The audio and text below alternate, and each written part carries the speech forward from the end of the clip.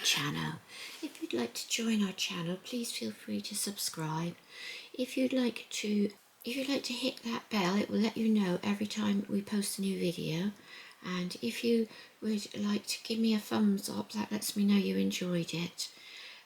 Today we are going to be making a Christmas pudding. And I just wanted to show you how I get some clay. Now, I went on to Facebook Marketplace and I managed to get this, and somebody was selling a load of polymer clay, but it was really old. So I just went along and I grabbed some white ones, and she let me have them at a bargain. I didn't pay £1 for it.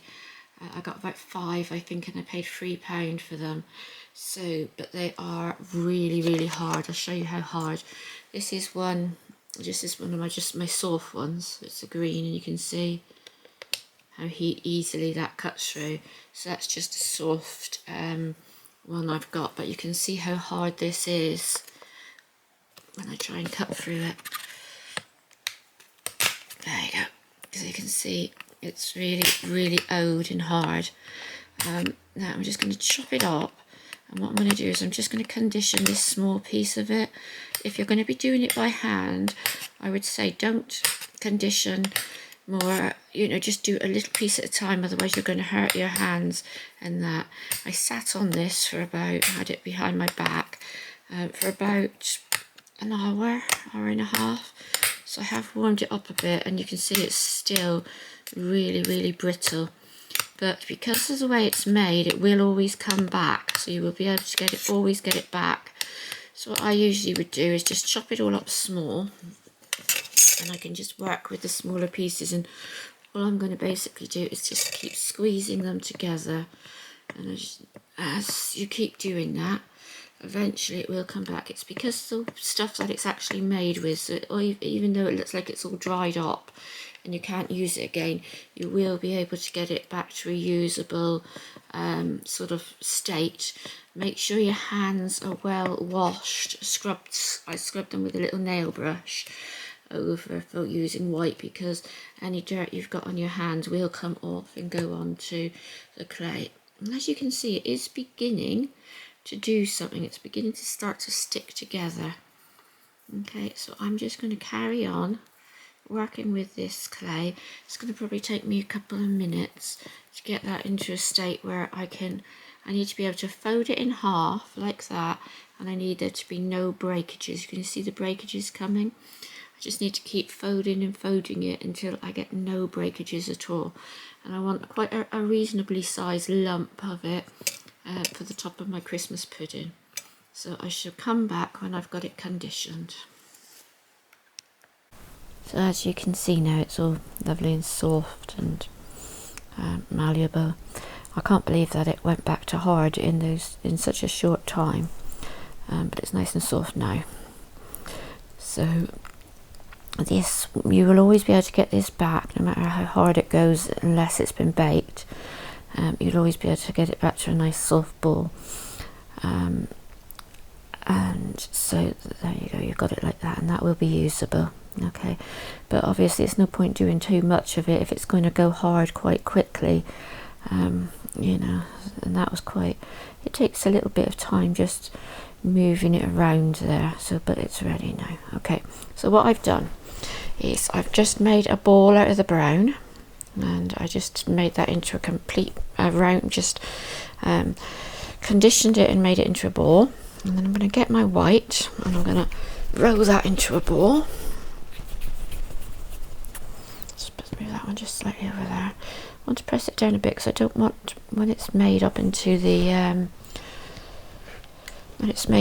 Christmas pudding, I don't want it rolling off the plate. So I'm just going to push it down very slightly on the top there. Okay, and I'll take this one and I just push him down. And push him down all over. Now, because when you get your white, if you notice that there's lots and lots of bits of marks on it, because we did have to work quite hard for this one to get that one to be flat, don't worry too much, because once you've finished and it's all baked, what you can do is you can come around and you can sand it over the top. All right, so I've got it in, I've just made it into a round shape, and I'm just going to come in my little finger Now there are tools which you can buy, but I quite like to use just my fingers with it. I'm just going to push them in a little bit here, just in odd, as I move it around, and then just because I don't want it to be like a flat surface, I want it to look like there's cream dipping down across the top of my pudding. I'm just going to come in and make some indentations into it. So all I'm actually going to be using today with this to make this Christmas pudding is my blade, and I've got it on a tile, and I'm going to bake it on this tile, so that's why I've got it on the tile. You could just do it on a work surface, bake it on a tray, but I like to bake them on the tile, because it's you can work on the tile and put it straight into the oven, but also then I don't use, it's not like a baking tray you're going to use for cooking. I'm always worried about passing chemicals onto anything. So I'm just going to slip that one up, bring my pudding into the centre. I'm going to pop my cream all the way down the edge of my pudding, just like that. And there you go. So that's my pudding. It's got cream all running around the edge, like that. And I've started off and I've made one little leaf. Okay, and I'm going to pop it on, but what I want to do is make it, I want it to sort of stand off the pudding a little bit, so I'm just going to put a little bend in it like that. You see, it's like that. So I'll show you how I made it. So I took a piece of green, which I'd softened up, and I rolled it into a little ball, and when I got it down into the ball, I just pushed it flat on there. And I just sort of pushed it along like that, okay? And then I'm going to take my baby finger again, and I'm going to take both fingers, and I'm going to push them both in on this side like that, okay? Get that like that. Turn it around. Let's move the pudding out of the way a moment. Turn it around and push it at this end. I'm going to push both in at this end flat in like that as well, like that. And then I'm going to do the same in the centre, alright? And then when you push that out, you will get a shape which looks a little bit like a holly leaf. And then just wiggle it around until you get the shape you want. And push this piece in if that looks a bit too long, and then wiggle it around until you get what you want there. This is quite an easy little one to make. That one's gone in there. Push it in a bit more. There you go. Okay, slip it off with your knife. Get my pudding, and I'm going to put that one on there, like that. And then I'll grab the last one. Yes, I've got one more to go. And I should do that again. So rolling it into a ball. I don't know if you can see that. Roll it into a ball. Okay. Place it on the table. Oh, a little bit of white on that, don't worry. Push it down nice and flat. Alright, so come in from the two bottoms, squeeze in there, come in at the top, squeeze in there, and then in the middle, and squeeze it into the middle. Okay, push it down, and just come around and get into that shape where you want it to be.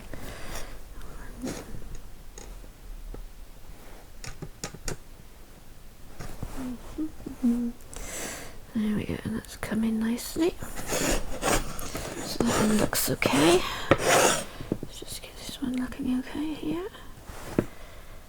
That's it. There we go. So that's my little holly leaf.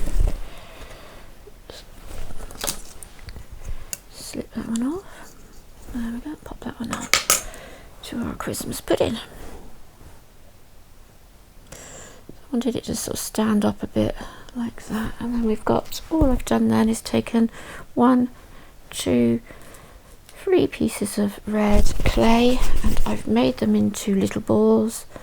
I'm just going to pop them onto the tops of my holly leaves. 1,